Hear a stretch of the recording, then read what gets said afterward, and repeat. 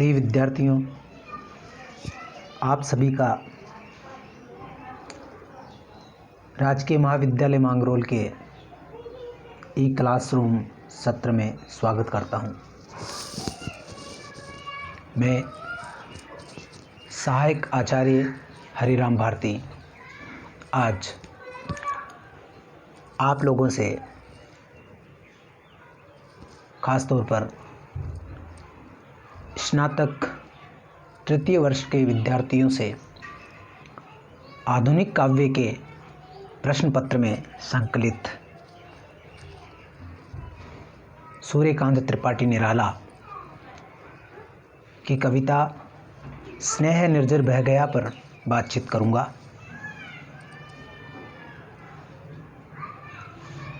इस कविता की व्याख्या करने से पूर्व हमें निराला के काव्य व्यक्तित्व,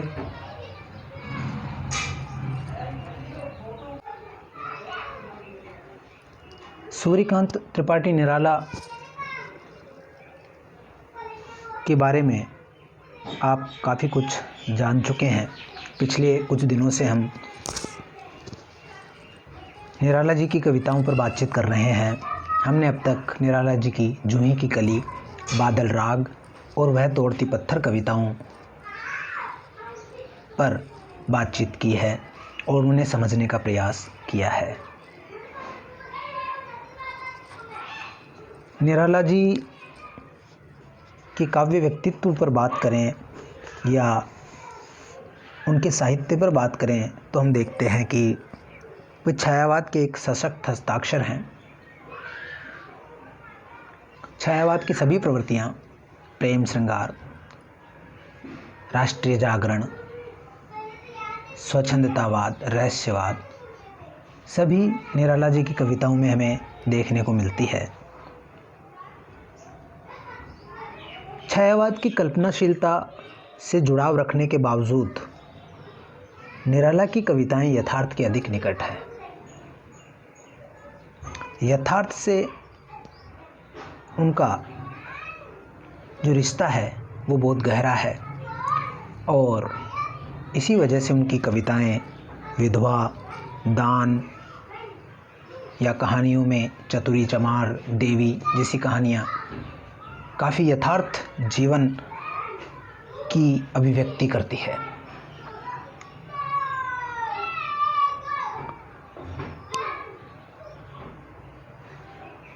निराला जी का जन्म 21 फरवरी 1896 ईस्वी को पश्चिमी बंगाल के मिदनापुर जिले के महिसादल में हुआ था और उनका देहांत 15 अक्टूबर 1961 को हो गया। तो काफ़ी लंबा इनका एक रचना काल रहा, जिसमें अगर हम कालक्रम की दृष्टि से देखें तो छायावादी युग, प्रगतिवादी युग, प्रयोगवादी युग और यहाँ तक कि नई कविता की जो प्रवृत्तियाँ हैं वो निराला की आंखों के सामने ही एक आंदोलन के रूप में हिंदी साहित्य में आई। और निराला जी एक गतिशील कवि थे। खुद को उन्होंने समय की आवश्यकता के अनुसार परिवर्तित किया और उनकी कविताओं में निरंतर बदलाव आता गया। प्रस्तुत कविता जो है स्नेह निर्झर बह गया है, यह कविता अणिमा संग्रह में प्रकाशित हुई है।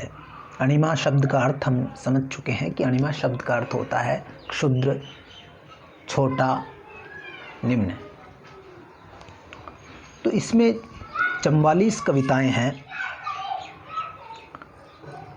ये सभी कविताएं निराला जी की जो अनुभूतियां हैं, तात्कालीन अनुभूतियां हैं, उनके बारे में हमें जानने को मिलता है और ये भी पता चलता है कि निराला जी ने किस प्रकार अपने कवि व्यक्तित्व का निखार समय के साथ किया। इसमें कुछ कविताएं हैं जैसे मैं अकेला, मैं अकेला कविता है इसी तरह से एक अन्य कविता है, दलित जन पर करो करुणा, नुपुर के सुरमंद रहे। ये कविताएं हैं।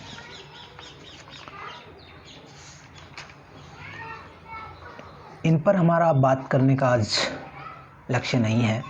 हम मुख्य रूप से स्नेह निर्झर बह गया के इर्द गिर्द ही बात करने की कोशिश करेंगे। अणिमा काव्य संग्रह की बात करें तो इसमें कवि की व्यंग्यात्मक प्रवृत्ति बहुत तीव्र और प्रखर हो गई है।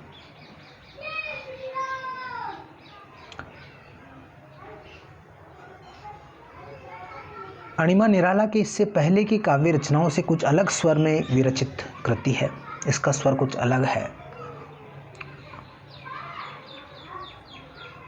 जैसे कवि का पहले के अपने विचारों से मोहभंग हो रहा हो, ऐसा प्रतीत इस काव्य संग्रह को पढ़ने के बाद होता है कि अपने पहले के जो विचार हैं सौंदर्य के बारे में, तात्कालीन राजनीति के बारे में,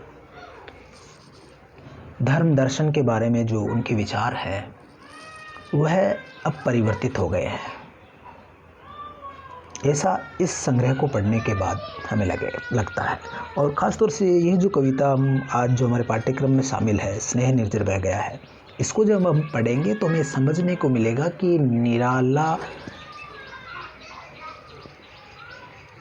किस प्रकार से स्वयं को बदलते हैं, अपनी कविता के स्वर में वो परिवर्तन लाते हैं और व्यक्ति के स्तर पर किन अनुभूतियों से वो गुजर रहे थे, किन संघर्षों से गुजर रहे थे, उसका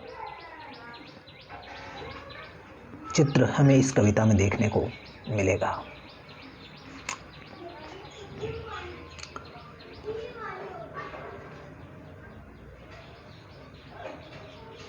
हम देखते हैं कि जो छायावाद में एक तरह की कल्पनाशीलता है, स्वच्छंदता है,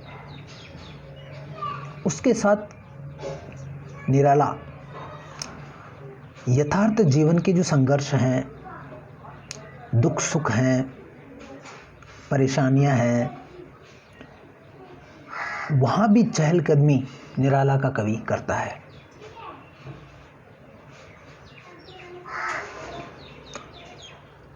ये जो गीत है स्नेह निर्झर बह गया है, उसकी जरा हम बात करें तो हम देखते हैं कि इस गीत में प्रेम को जीवन का सार बताया गया है। स्नेह यानी प्रेम। और ये बताया गया है कि एक कवि के रूप में उनका स्नेह रूपी जो निर्झर है, जिससे जीवन सरस था, वो बह गया है। और बहने के पश्चात, जैसे नदी उतर जाने के पश्चात, निर्झरणी के बह जाने के पश्चात तटों पर केवल रेत रह जाती है, वैसे ही जीवन में जब रस न हो, सृजनशीलता न हो, तो जीवन में अवसाद, अकेलापन और निस्सारता जैसी रेत है वो रह जाती है।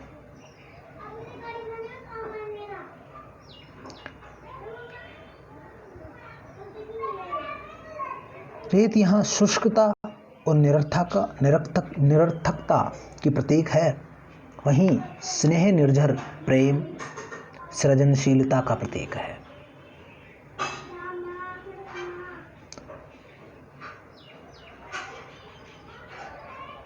और रेत यहाँ व्यर्थता बोध का भी भाव दे रही है। स्नेह निर्झर बह गया है, रेत ज्यों तन रह गया है, ये बात कवि करता है।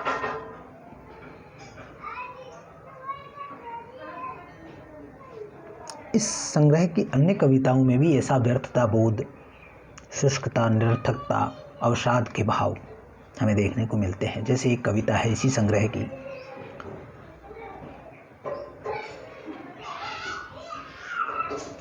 उसमें निराला लिखते हैं कि दे मैं करूं वरण,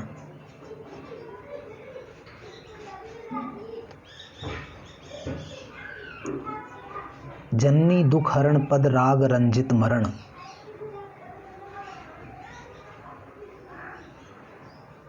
उसमें वो ये बताते हैं कि हृदय के जो तल है उसमें लांछना, अपमान, उपेक्षा का ईंधन जल रहा है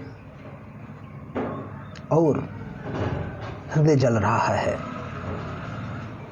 लांछना ईंधन हृदय तल अनल जले अनल, भक्ति नत नयन में चलूं अविरल सबल, पार कर जीवन प्रलोभन समूपकरण। ऐसे भाव भी निराला की कविताओं में देखने को मिलते हैं, जिसमें वो हृदय की सच्ची सच्ची अनुभूति, जिसको हम आजकल की भाषा में कहें तो अनुभूति की प्रामाणिकता के जो प्रश्न हैं उस पर निराला खरे उतरते हैं। और इस कविता में भी कहीं ना कहीं ऐसा कहा जाता है कि अनुभूति की प्रामाणिकता है। निराला के जीवन के सच्चे अनुभव अगर हमें देखने हैं तो उनकी जो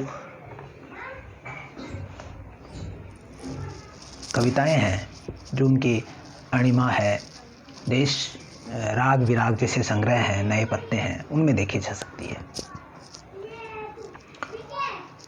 निराला जी के काव्य में उनकी जीवनानुभूतियाँ दर्ज हुई हैं। कवि ने मैं शैली अपनाकर अपना जीवन सत्य ही कविताओं में उद्घाटित किया है। स्नेह निर्जर बह गया है कविता में विषादमय और तोषमय विरोधी अनुभूतियों का द्वंद्व अभिव्यक्त हुआ है। मित्रों, कहा जाता है कि निराला विरुद्धों का सामंजस्य थे। उनके अंदर एक साथ कई प्रकार के विरोधी भाव साथ साथ पल रहे थे और उनका अंतर्द्वंद भी उनकी कविताओं में देखने को हमें मिलता है।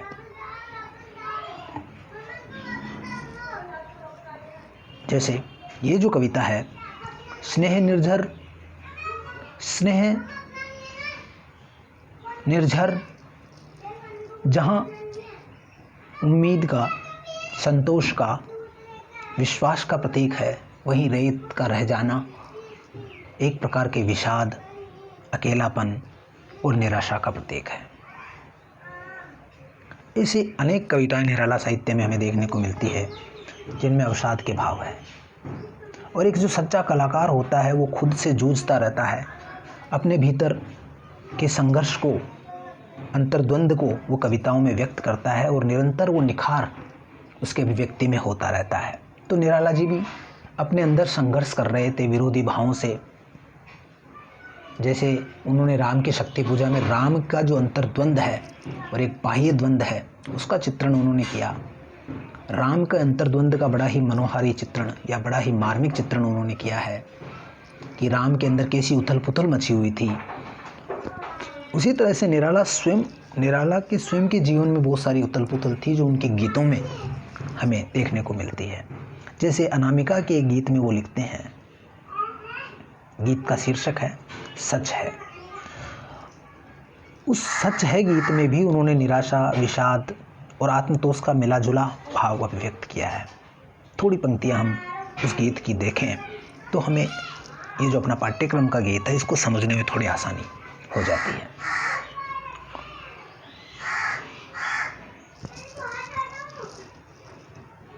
निराला लिखते हैं, यह सच है तुमने जो दिया दान, दान वह हिंदी के हित का अभिमान वह, जनता का ज्ञान वह, सच्चा कल्याण वह अथच है, यह सच है।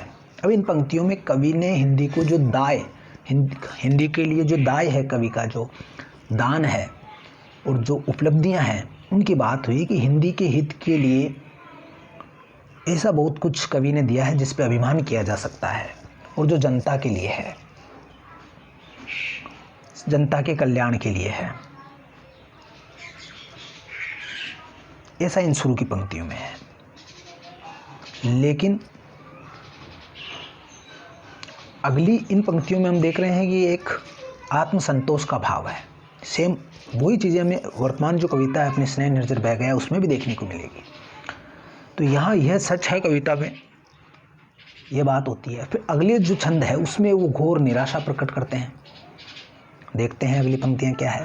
देखते हैं, बार बार हार हार में गया, बार बार हार हार में गया, खोजा जो हार क्षार में नया, उड़ी धूल तन सारा भर गया, नहीं फूल जीवन अविकच है, यह सच है।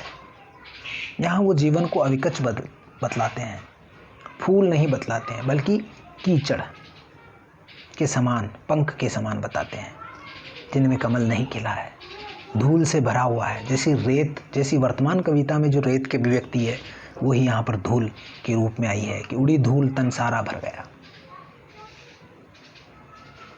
खोजा जो हार क्षार में नया, हर बार क्षार में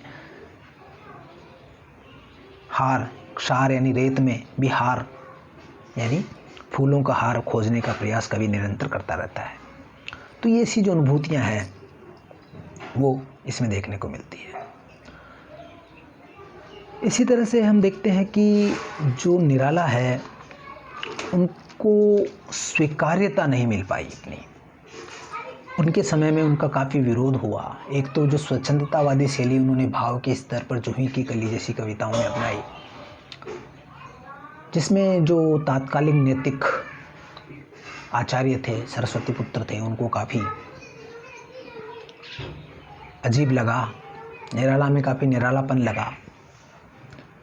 दूसरा, उन्होंने मुक्त छंद दिया जिसकी काफ़ी हंसी उड़ाई गई, उसको केचुआ छंद, रबर छंद कह करके उसको उपेक्षित किया गया, अपमान किया गया। तो इन सारी चीज़ों की जो अंतर्द्वंद है, अनुभूतियाँ हैं, वो निराला काव्य में हमें, और जो वर्तमान कविता है स्नेह निर्जर बह गया है, रेत जो तर रह गया, उसमें भी हमें देखने को मिलती है। इन्हीं सभी बातों के कारण तो निराला को महाप्राण निराला कहा गया है। निराला जी की अगर आपको बहुत विस्तृत जानकारी लेनी है मित्रों, तो आपको एक लेखक हैं रामविलास शर्मा, उनकी पुस्तक है निराला की साहित्य साधना, 3 खंडों में है, मैंने पढ़ी है वो, आप उसको पढ़ें। उसमें निराला जी के संपूर्ण कवि व्यक्तित्व को समझने में आपको आसानी हो जाएगी। ख़ास तौर से जो हिंदी साहित्य में जो विशेष रुचि लेने वाले विद्यार्थी हैं, उनको मैं ये पुस्तक पढ़ने की अनुशंसा करूँगा। रामविलास शर्मा ने बड़ी ही सार्थक बातें निराला के बारे में लिखी है, और उनकी 4 पंक्तियां हैं जो काफ़ी उद्धृत की जाती हैं, और निराला को समझने का एक खिड़की वो पंक्तियां खोलती है। रामविलास शर्मा निराला की शान में लिखते हैं, 4 पंक्तियां हैं। यह कवि अपराजय निराला, यह कवि अपराजय निराला, जिसको मिला गरल का प्याला। गरल कहते हैं जहर को। गरल अपमान, उपेक्षा, अभाव,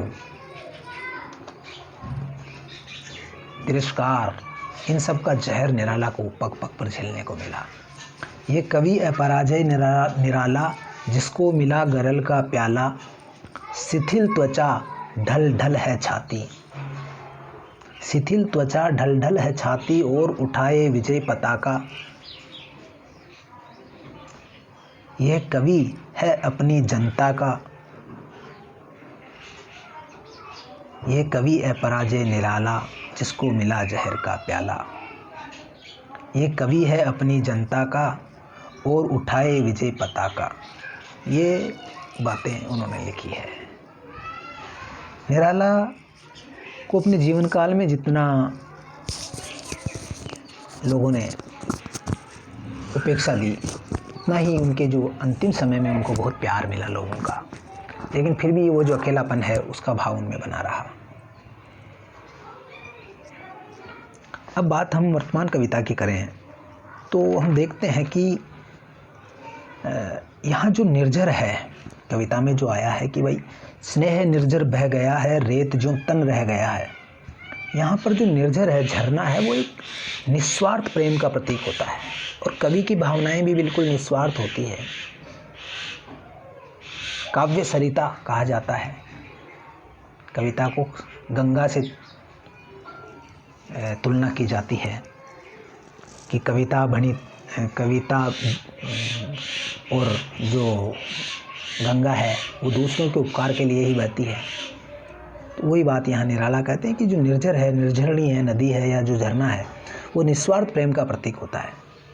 यह पात्र कुपात्र का निर्णय किए बिना पूर्वाग्रह के निरंतर शांत भाव से बहकर,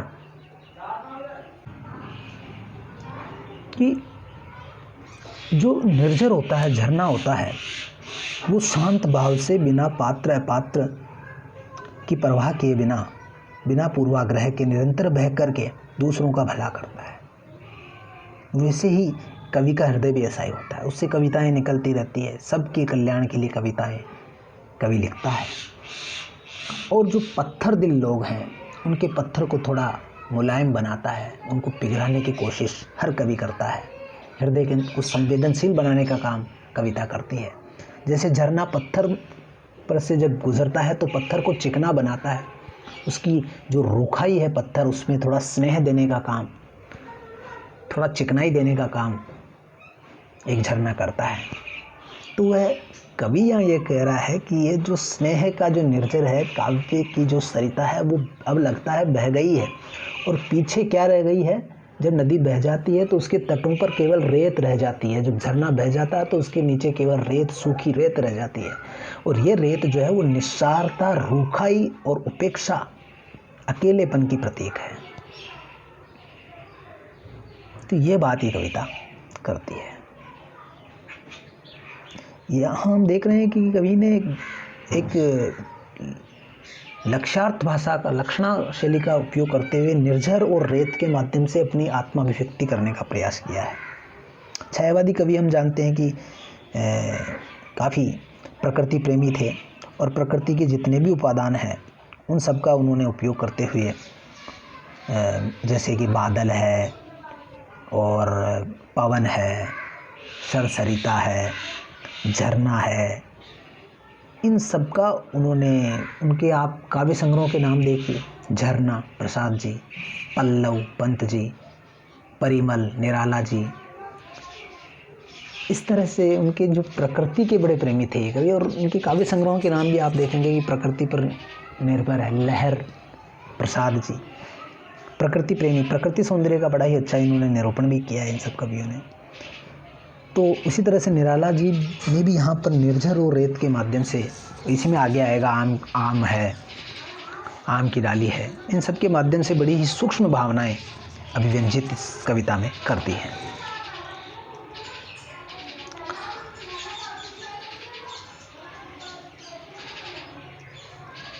आमतौर पे कवि वाणी को झरने की उपमा दी जाती है कि वो जब बोलता है, कवि बोलता है तो ऐसा लगता है कि उसमें से शब्द झर रहे हों, भाव झर रहे हों, रस झर रहा हो, उससे राग फूटते हैं कवि के हृदय से और काव्य सरिता बह चलती है।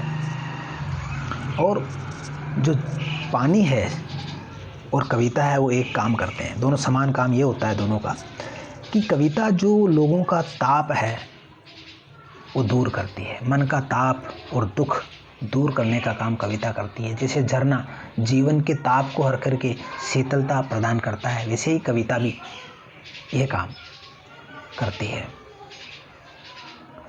लेकिन यहाँ कवि एक द्वंद्व से गुजर रहा है कि वो स्नेह जो निर्झर जो था, जो लोगों को ताप हर लेता था, त्रिविध प्रकार का ताप है, भौतिक, देहिक, देविक, वो हरने का काम करता था, वह स्नेह निर्जर अब लगता है बह गया है।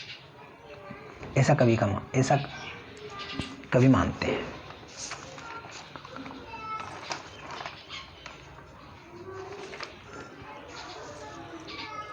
एक बार हम इस का पाठ कर लेते हैं।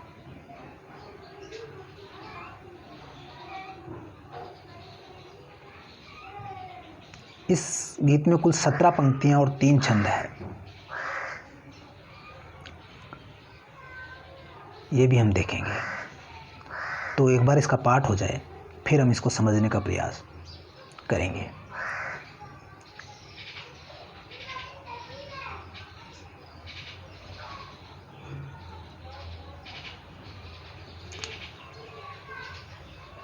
कविता का पाठ इस प्रकार है। स्नेह निर्झर बह गया है, रेत सा तन रह गया है, आम की यह डाल जो सूखी दिखी, कह रही है अब यहाँ पिकिया सीखी, नहीं आते पंक्ति में वह हूँ लिखी, नहीं जिसका अर्थ जीवन दह गया है, स्नेह निर्जर बह गया है, रेत ज्यों तन रह गया है। दिए हैं मैंने जगत को फूल फल, किया है अपनी प्रतिभा से चकित चल, पर अनश्वर था शकल पल्लवित पल, ठाठ जीवन का वही जो डह गया है। स्नेह निर्झर बह गया है, रेत सा तन रह गया है। अब नहीं आती पुलिन पर प्रियतमा। प्रियतमा यह कवि की कविता है, कविता को प्रियतमा की उपमा दी गई है। अब नहीं आती पुलिन पर प्रियतमा, श्याम तृण पर बैठने को निरूपमा। बह रही है हृदय पर केवल अमा, बह रही है हृदय पर केवल अमा। मैं अलक्षित रहूं, मैं अलक्षित रहूं, यही कवि कह गया है। स्नेह निर्झर बह गया है, रेत सा तन रह गया है। स्नेह निर्झर बह गया है, रेत सा तन रह गया है। इस प्रकार से ये कविता है।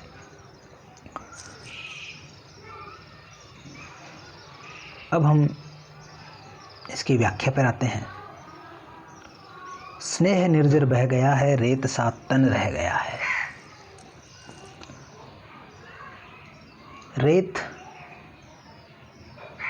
मरुस्थल की तपन, रेत यानी मरुस्थल।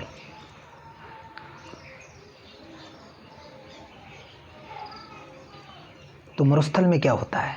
धरती तपती है, दूर दूर तक कुछ पेड़ पौधे नहीं होते हैं, अकेलापन होता है। मरुस्थल प्यास और पिपासा का प्रतीक है। रेत भी प्यास, रेत वहीं होती है जहाँ पानी नहीं होता, इसलिए रेत प्यास और पिपासा के प्रतीक है, अकेलेपन और तन्हाई के प्रतीक है, अवसाद और निराशा के प्रतीक है। और स्नेह निर्झर यहाँ पर जो है झरना है, वो सृजनात्मक ऊर्जा या स्नेह या प्रेम का प्रतीक है। ऐसी सृजनात्मक ऊर्जा जिससे काव्य निर्झरणी बहती है। अब जब वो बह गया है तो हृदय का जो सरोवर है जिसमें रस भरा हुआ था, काव्य का अर्थ था, वह नीरस हो गया है। और जैसे मिट्टी का जो दिया होता है, रेत का बना हुआ दिया होता है, वो स्नेह के बल पे जलता है, उजाला करता है, रोशनी फैलाता है।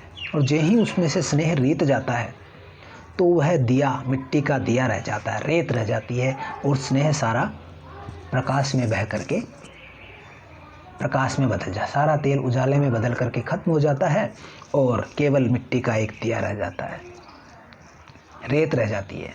तो यहाँ उस प्रतीक से भी समझ सकते हैं कि कवि एक दिए के समान है, जो एक मशाल के समान है, जो लोगों के लिए, लोगों को रास्ता दिखाता है, जीवन का सही अर्थ समझाता है, उनको प्रेरणा देता है। लेकिन जब ये जीवन में से हृदय में से काव्य की प्रेरणा, सृजनात्मक ऊर्जा या क्रिएटिव फोर्स जब समाप्त हो जाता है तो केवल दिए के समान, मिट्टी के समान केवल रेत सी रह जाती है।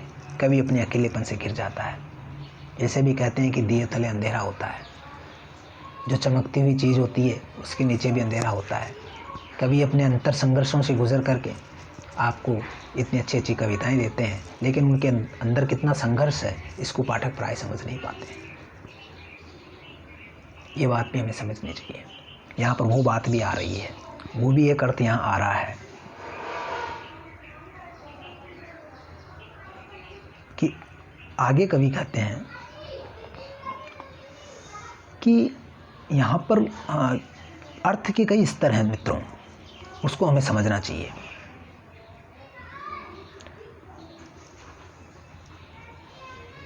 कि यहाँ बात आ रही है कि स्नेह की,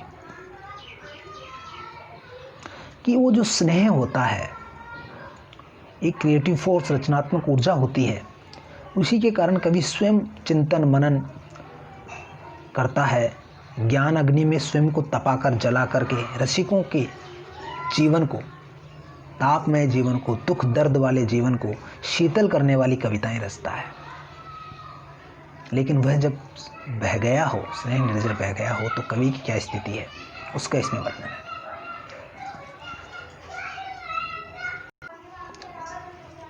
यहाँ स्नेह या प्रेम ही सब कुछ है। बिना प्रेम के जीवन का कोई अर्थ नहीं है। तो स्नेह निर्झर के बह जाने के बाद जीवन क्या है, एक धूल भरी मुट्ठी के समान रह जाता है, उसका कोई अर्थ नहीं रह जाता है। जायसी ने एक बड़ी अच्छी पंक्ति लिखी है जो इन पंक्तियों से मिलती जुलती है। जायसी पद्मावत में लिखते हैं, मानुष प्रेम भयउ बेकुंठी, न तो काह छार भरी मुट्ठी। कि प्रेम से जीवन को ऐश्वर्य मिलता है, नहीं तो ये क्या है, एक प्रकार की मिट्टी है, धूल भरी मिट्टी है। प्रेम से जीवन बैकुंठ के समान बन जाता है, ऐश्वर्यमय सुखमय बन जाता है, स्वर्ग बन जाता है प्रेम से। और अगर प्रेम जीवन में नहीं हो तो जीवन रेत के समान बन जाता है। तो यहाँ भी उसी रेत की बात हो रही है। फिर व्यक्ति स्नेह के बिना अकेला रह जाता है, प्रेम के बिना अकेला रह जाता है और उसे अपनी मृत्यु नज़दीक दिखाई देती है।